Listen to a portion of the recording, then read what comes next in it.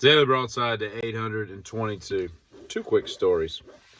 There's a local, I don't know, like a little country convenience store not far from my house where you can buy alcohol, and it's an old place. It's been there since like the 40s, and now it's turned into a little convenience store.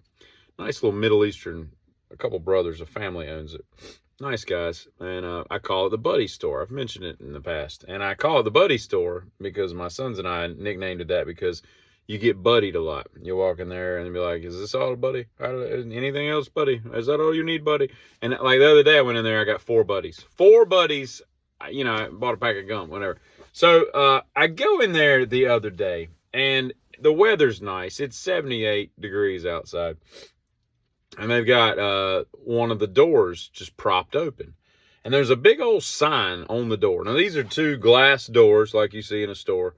And one of them's open, the other one's closed. Well, on the closed one, there's a sign that's like a big piece of paper that's been folded into a triangle. So it sticks off of the door, right? Like, here's the door, and the sign is like, it's a triangle. And so you can see it coming from both directions.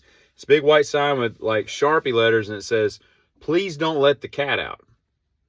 Now I walk up and I'm like, the door's clear. And it's not like somebody, came out of the store and opened it too far and it stayed open. Like, the door handle is like tied to the iron rack that shuts in front of the door as a security gate so nobody can break into the place. So, I mean, it's intentionally held open, right? Presumably by the owner. So I walk in and the counter's right there. And I was like, am I supposed to be looking for a cat? And the guy's like, yeah, there's a cat. I'm like, what? Are we leaving the door or what are we doing? And he's like, I said, where's the cat and all this? And no, I don't care about the cat. The cat can roam the earth like Caine in the Kung Fu if he wants to. I don't care. I'm just curious how we're supposed to keep the cat in if the damn door's open. It doesn't make any sense, right? And so he says, I said, where's the cat? He's like, oh, it's probably outside walking around. And I'm like, well, how am I supposed to keep it inside if it's already out there? Are we keeping it out? Like, am I supposed to?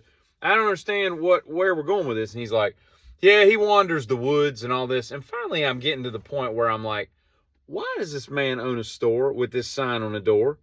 And it doesn't make any sense more. And your mama's a whore. So I said, what are we doing with the cat? And he's like, there's a lady that lives in the, I said, and as soon as he said that, I'm like, here we go. And I said, I know exactly where this is going. He's like, there's a lady that lives in the, area.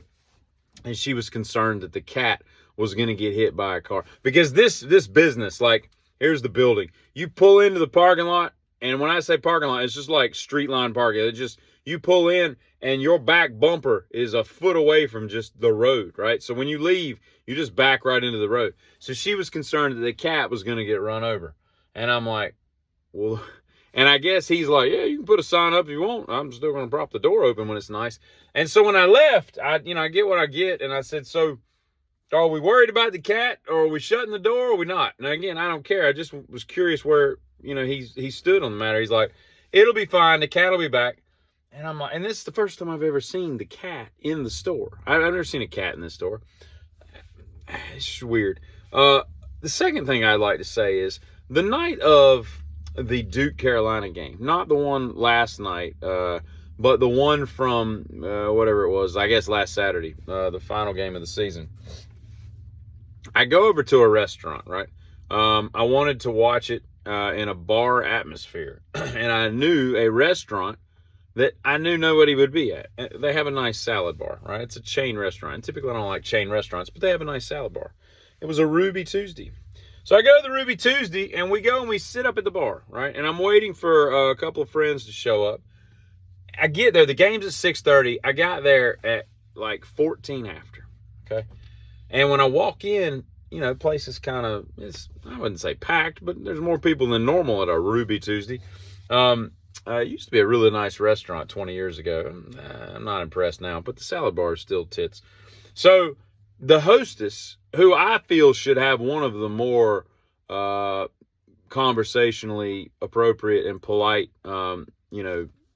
ways about her, I go up and she's like, yes.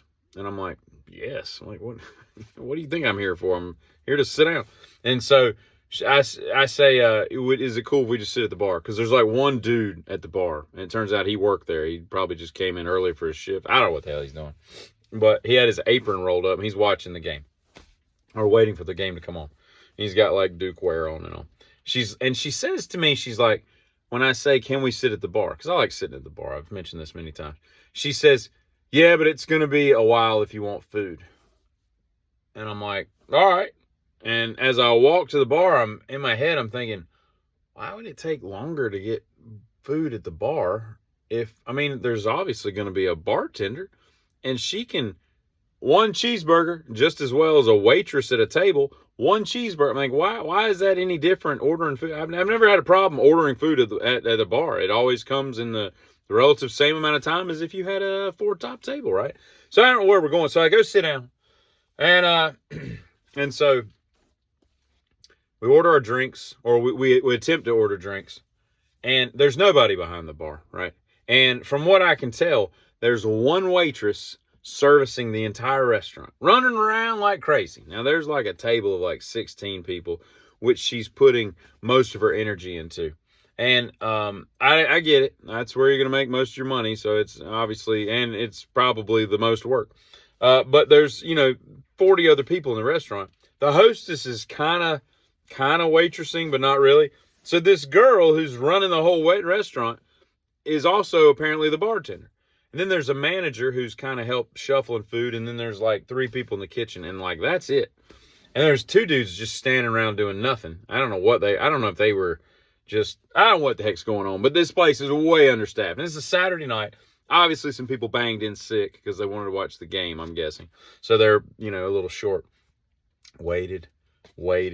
And I don't mind. Like, if you're slow, that's cool. Or if you're, running behind and you're overworked and not enough people to help you, I get it's cool. No big deal. But 23 minutes later, the game's getting ready to come on, and we still haven't had one person come by to be like, can I get your drink? So finally, the girl who's servicing the whole place comes by, and she's like, can I get your drink? By this time, my friends have showed up, and we're all sitting there, and we ordered waters, and then they got some alcohol. And so all the stuff's, she gets the bottle of bourbon and takes it down to the bar where she's going to muddle some fruit for an old fashioned for somebody.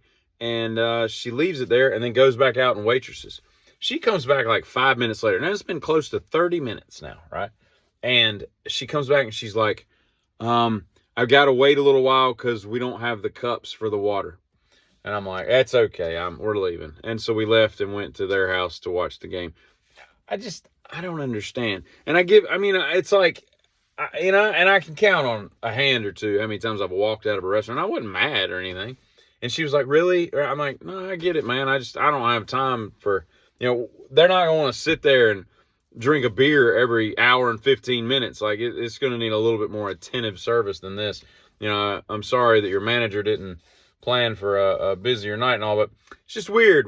It's very weird. It's almost like putting a sign up saying to keep the cat in, but you leave the door open. Anyway, that's all the useless information I have for you today. You're probably all a little bit dumber for having made it this far. Giddy.